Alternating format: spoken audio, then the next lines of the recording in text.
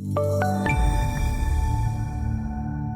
the metals quadrant today, copper up 2.6%, 2.64% to be exact. Strongest positive session since early January, January 4th to be exact. Copper is now working on its 7th straight week higher. That's a pretty solid bull run that we've seen.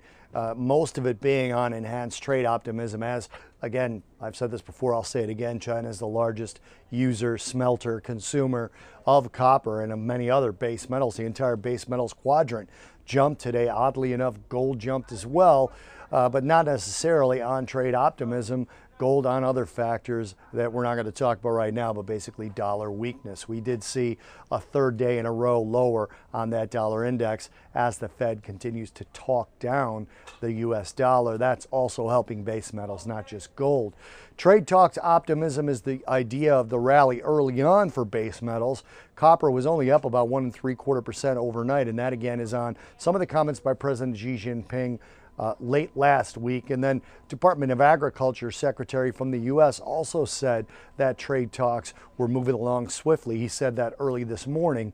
So that again, good news for the overall commodity market, adding to, or rather I should say, starting that bid in copper. And then later in the day, a mine closing announcement. Glencore, one of the largest mining companies, announced they're closing one of their largest copper and cobalt mines, taking a certain amount of copper production out of the pipeline.